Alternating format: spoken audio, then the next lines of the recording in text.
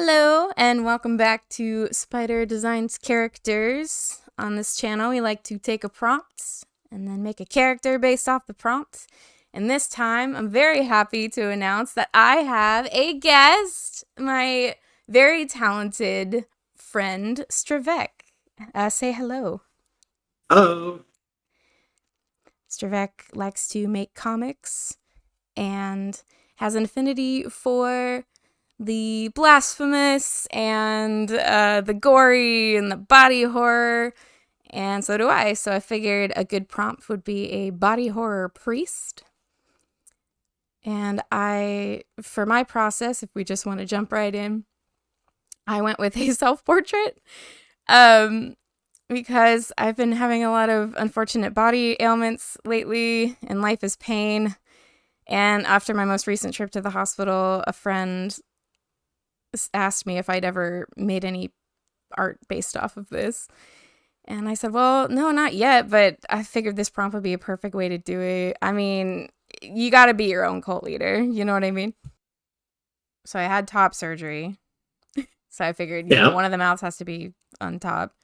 And then I have ongoing issues with my entire reproductive system that caused me a lot of pain. I recently had a cyst burst, an ovarian cyst. First it hemorrhaged, so that was nice. Little internal bleeding, which is to me such a joke because like blood belongs in your body, so like internal bleeding sounds so silly to me. But and then about a month later, which was only about a week ago, the thing just was like, nope, I'm done, I'm pissing out, and then like sort of kamikaze. Taking you with me.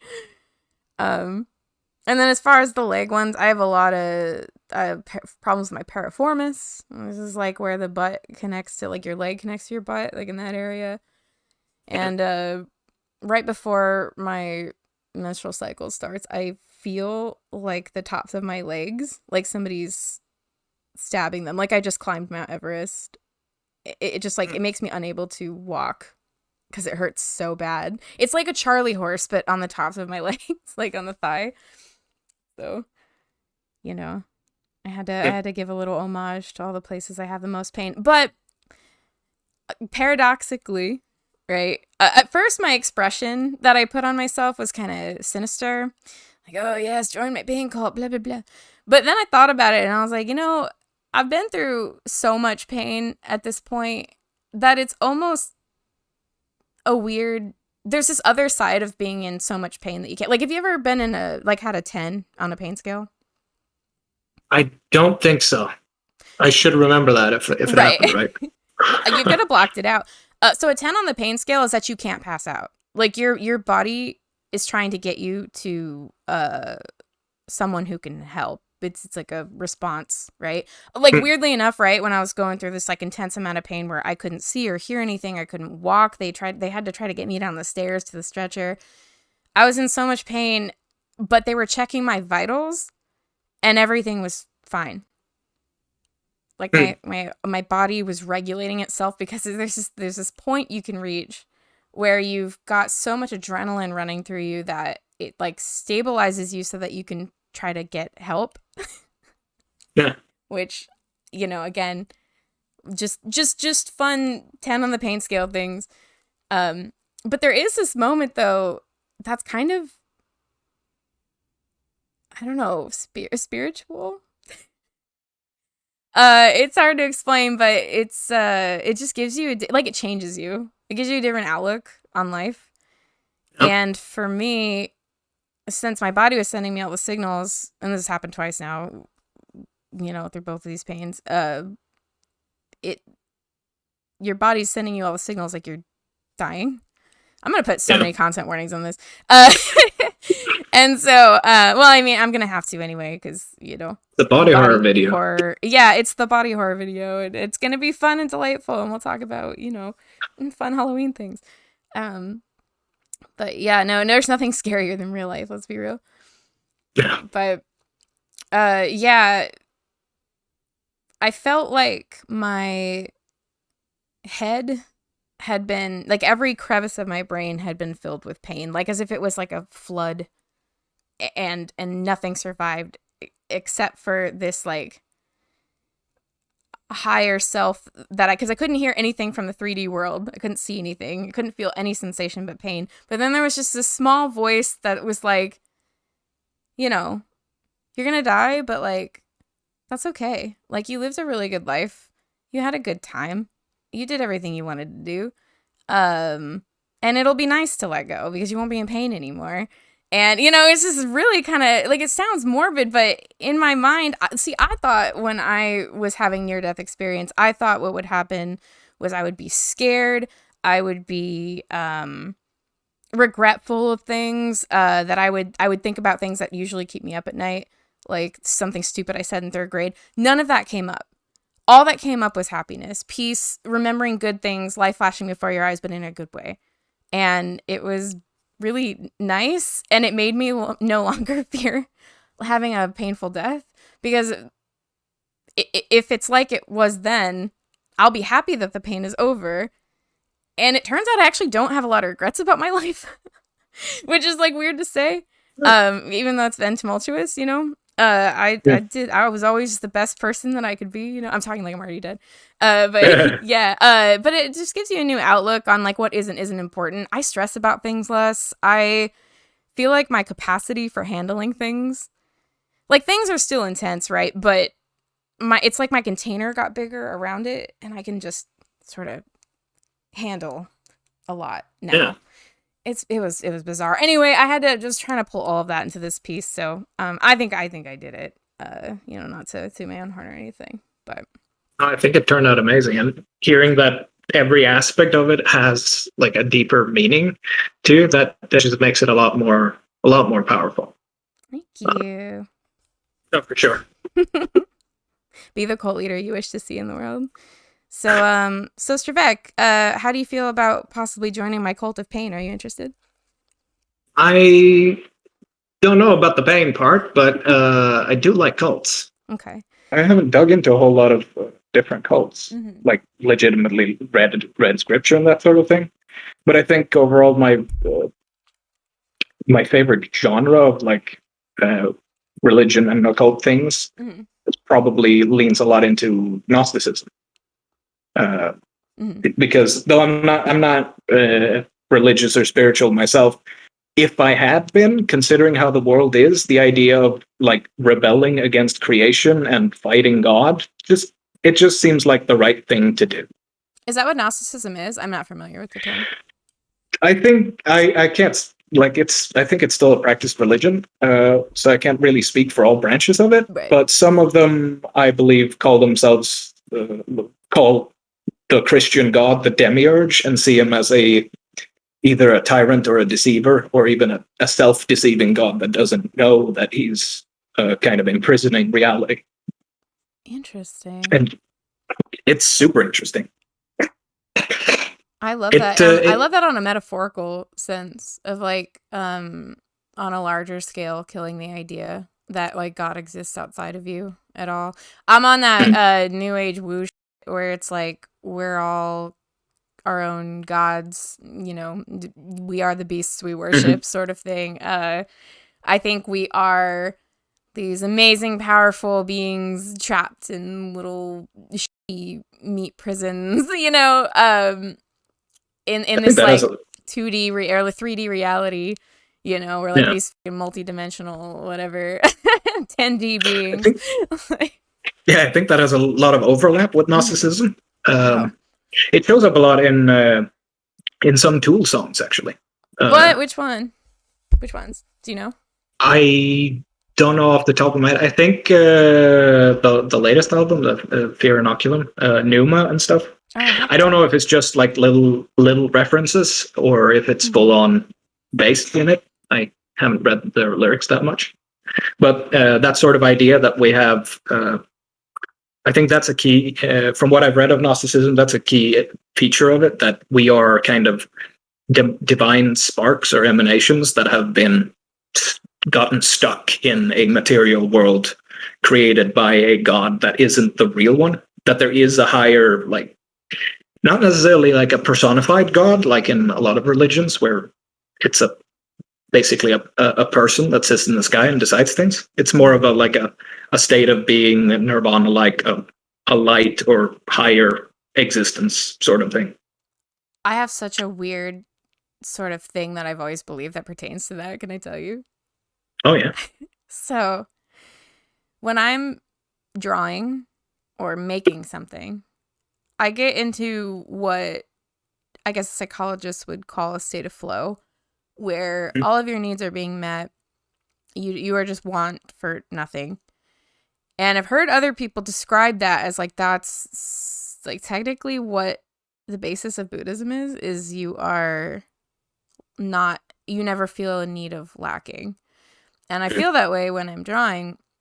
And something else that I feel, and I think this is true because it feels true to me, is that anytime I am creating something, I'm tapping into this larger idea of creation where other people are there too. And I think of it like being in the cloud. And we're all like, whenever I heard like the term for just the internet term of the cloud, I was like, oh my God, that's such a good way to describe how I feel. Like I have literally ascended into the sky and I am joining a bunch of people who are also making something. So I don't ever feel alone when I'm drawing because I feel like there's always someone else in the world.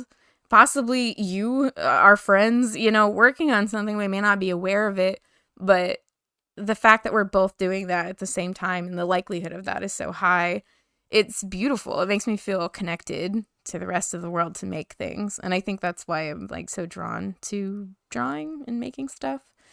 So yeah, maybe that all ties in together a little bit. This idea of, I feel like I reached that higher place that sounds like they're describing, but yeah, who knows? that sounds amazing. Humans also, our perception of reality is so, it's like seeing through a pinhole. We can only, when I think about like the way bees see color and the way a wolf can smell, how cats can hear, it makes us seem like humans are just blind, deaf, you know, so anything that is reality, which is, I think, ties back into what I do not like about religion, which is somebody, a human, claiming to know this higher realm, this higher, the truth with a capital T. Yeah. I'm not into that because I'm like, there's no way, like the hubris of you thinking you can perceive it is like so laughable to the like inner God that I know I am. You know what I mean? Like it's just so, it's so silly to think that you can state a reality and tell me mine is wrong and everyone's is wrong and everybody needs to follow your thing when, because I can acknowledge that for how powerful I am just in the sense of being a conscious human. I'm also very limited, like aware of my own limitations, right? And the fact that other people just so boldly, just kind of this naive idea of like, yeah, I know what reality is of the like truth of the capital T, and I'm gonna like punish other people for not seeing it. It's just, it's unfathomable to me. It's untenable. It makes me like unreasonably angry. Yeah, that I think is one of my big problems with when I read into occult matters or cults specifically. It's that for all their interesting talk and cosmology and the lore, so to speak, behind it, almost all of them just end up either being someone who is charming despite having some sort of mental problems, or they're just this narcissistic grift, just a person trying to gain power, just deceiving everyone just to get power over them. And it has all the other higher spiritual talk ends up being just talk, which is really sad, unfortunately. It also just makes keeps me happening.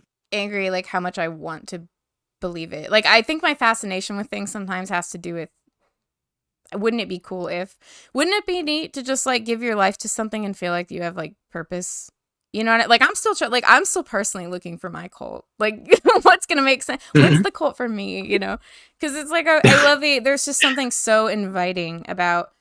There's this person or the system where it's going to tell you where to be at what time. It's going to tell you that doing this thing is your purpose. And oh God, I think I'm just explaining capitalism. Well, I mean, it has been described as a cult, or even the most barbaric of religions. So it's definitely a death cult. God, I really love body horror stuff too. I think part of it has to do with the fact that I have so much body horror. Just like surgeries. Did I ever tell you about how I got the big scar that goes ear to ear across my head? Did I tell you about this? Okay, so I don't know if you've ever like seen pictures of me. I have a scar that goes from ear to ear, and now I just shave my head pretty much bald and leave my bangs. That's like my haircut now. It's just easy. And then it gives me a little floof of hair to dye pretty colors. Yeah. But when I was born, I didn't have a soft spot on the left side. It was like fused. And so they had to unfuse it when I was 3 months old. Damn. Now that I think about it, I probably should have made one of the mouths like coming out of my head. That's under the hat. It's there. Yeah. Like we know it's there. If you know, you know. It does look like I have a little zipper across my head, like a pouch. I kind of wish it worked that way. Speaking of body horror, this is spooky. This is getting spooky. It always gets spooky when I'm talking to Strivek. Well, that's good. It's the season, right? 'Tis the season. Is Halloween your favorite season or fall? Yeah, fall definitely, and of the usual holidays, probably Halloween too. Though it's not as hyped up where I live in Europe. Oh, you're in Sweden, right? Yes. Oh, yeah. I got it right this time. I don't know why I always think Norway, but yeah. Well, it's right next to us. Yeah, see how. But yeah, the holiday's a little. Well, they keep trying to make it a thing, but it's not nearly as big of a thing here as it is elsewhere. They're trying to make Halloween a thing? Yeah, I mean in stores and on TV and so on. But we do get some horror movies and so on. But like people don't usually go trick or treating in most neighborhoods that I know. Now I'm gonna go out on a limb and assume that you like body horror movies. Yeah, I don't watch as many movies as I'd like to often. For some reason, I don't get into a lot of them, but I do really appreciate a lot of stuff that has very strong elements of body horror. One thing that I've been inspired quite a bit by since I saw it only a few years ago is Videodrome. Oh, Cronenberg, yes, let's go. Yes. And another one called The Void, I think. Oh my god, you watched The Void?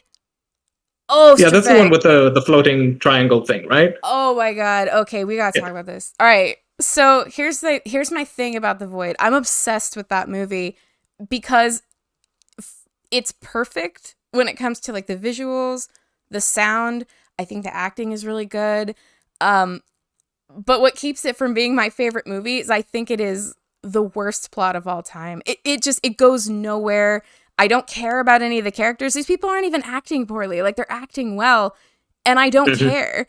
Everything just sort of randomly happens, but not in a way that is some kind of critique on the randomness of life or, like, trying to show you a slice of life.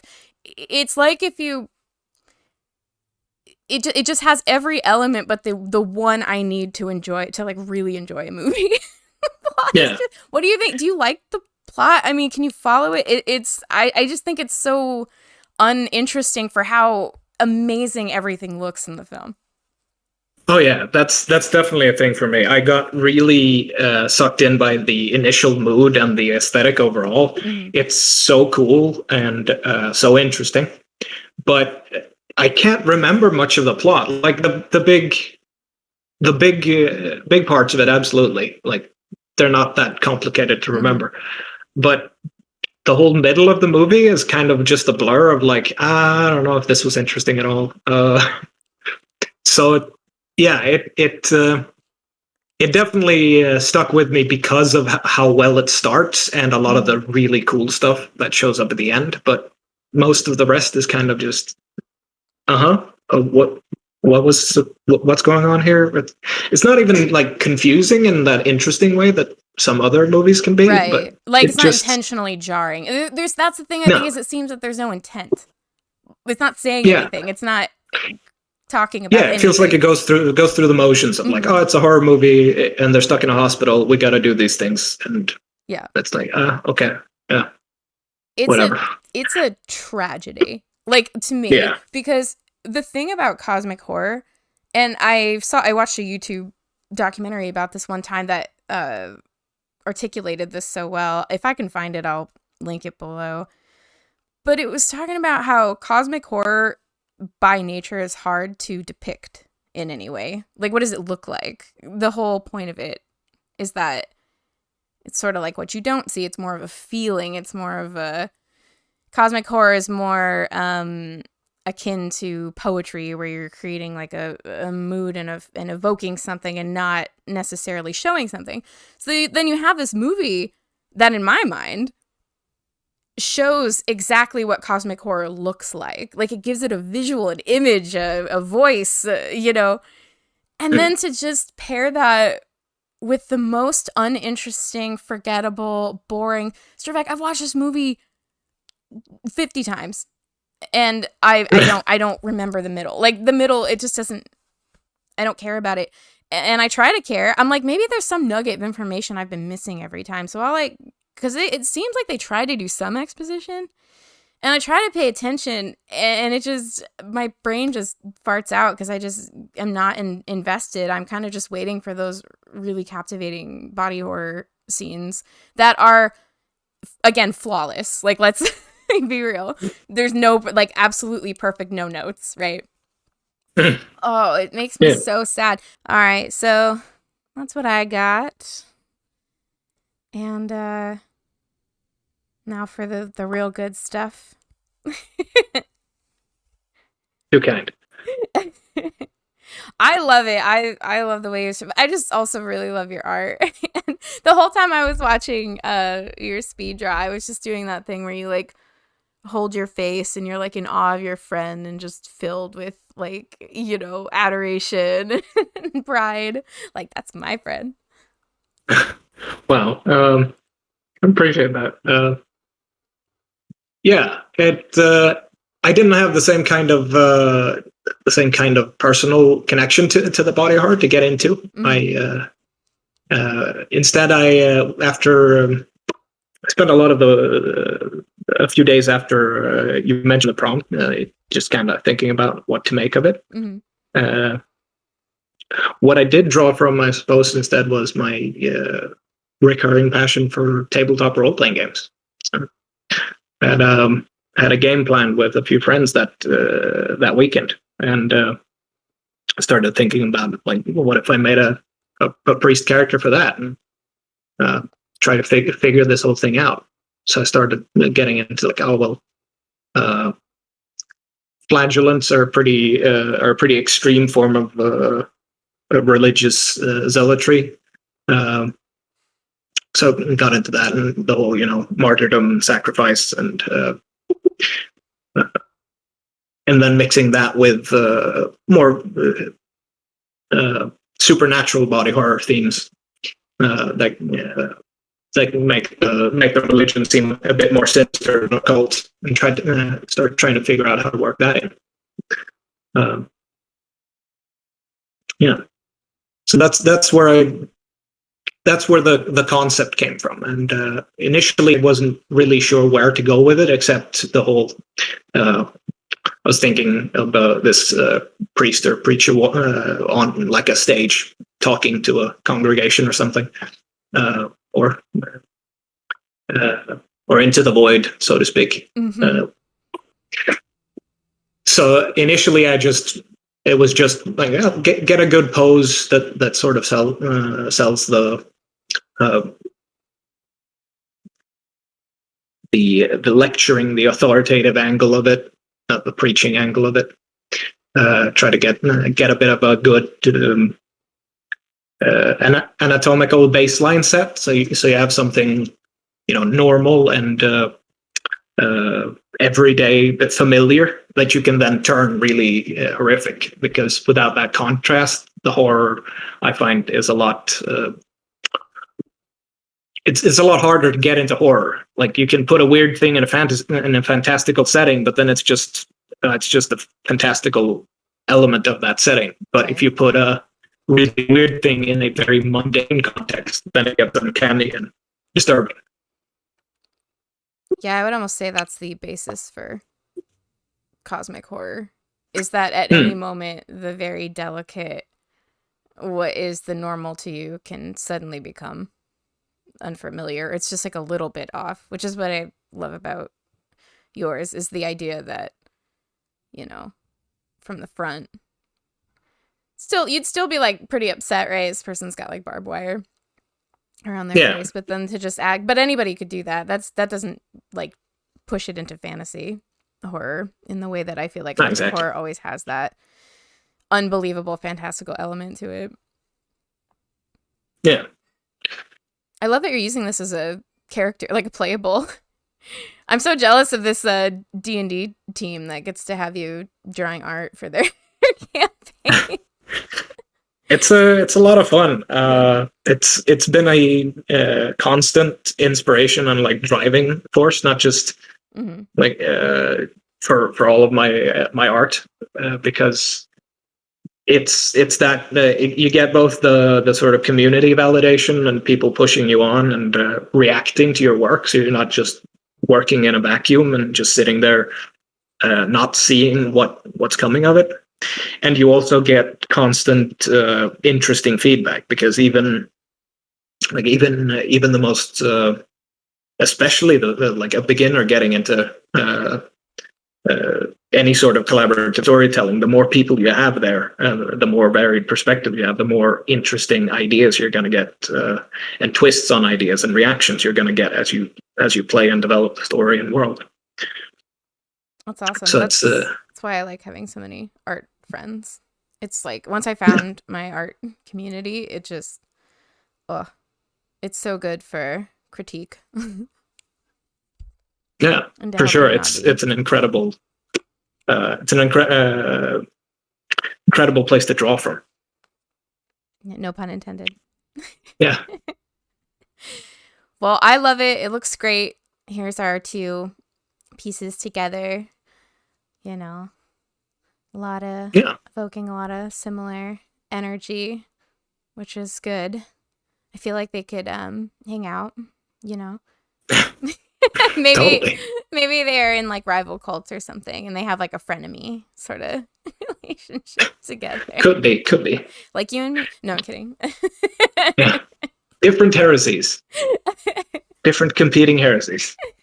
Yep. Just like us in real life. Yeah. Well, thank you so much for coming on the show. I hope I can get you on again sometime. This has been really fun. Where can people follow you on social media? Yeah, I'm at Strivek on Twitter and Instagram, and also ArtStation. And yeah, this has been a lot of fun. I would love to do it again. Yay, cool. I will link all of your info below. If you want more cool recommendations and artist drawn stuff and collabing on prompts in your future, go ahead and like and subscribe and hit that little bell. And I'll see you next time. Say bye, Strivy. Bye-bye.